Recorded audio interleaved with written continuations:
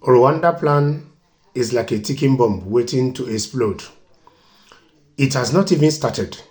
and a whole lot of issues are coming out of it. And apparently, when you look deep into it, it shows you that on the side of UK, they did not do their homework well. Even on the side of the Rwanda, they did not do their own homework very well too, because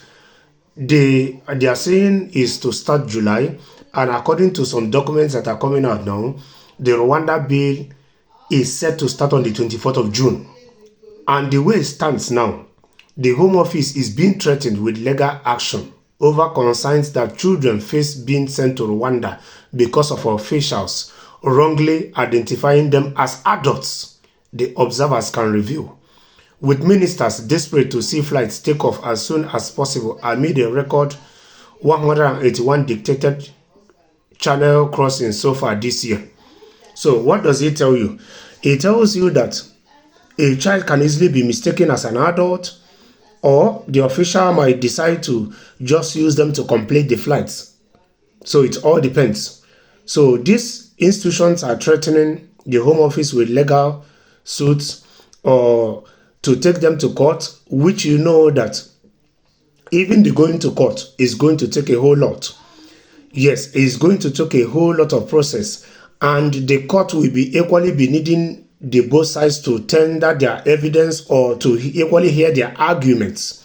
because apparently so far this year they said over 9,000 people used the English channel to cross into Britain from France, and then they planned the Rwanda plan with 5,700, of which some weeks back is only 2,145 people that they knew where they were, or they were still reporting to Home Office, of which made them to start then arresting and detaining these people, so that when the flight will be ready, they will not be looking for people to fill in the flights, for the flights to take off. And even though we know that part of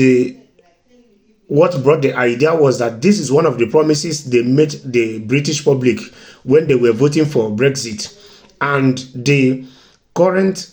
ruling party of the Prime Minister equally was using it as a bait to win an election, which in the local elections they failed woefully, of which they are now facing or focusing their energy on the national elections, which they are equally going to fail woefully, because most migrants who live legally in the UK, it will take them a whole lot, not just now to convince them to vote for them, and even in the nearby future. And even their current, outside their Rwanda plan of deporting migrants, other immigration reforms they reformed or they carried out is even hitting UK itself. In the health sector, they are feeling it. Even in the international students that are coming in, they can equally feel it, because the numbers of applications dropped by 44%. And these students, we are bringing in about 150 million pounds to the cities, universities they were attending, which is to say that these international students equally on one side kept the job of British public by providing jobs for these people.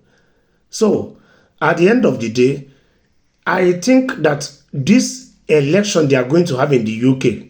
if this current Prime Minister's party did not get enough to remain in power, a new government will emerge. And when new government emerge, some of these immigration policies, they are going to revisit them and readjust them or reamend them for the benefit of their country.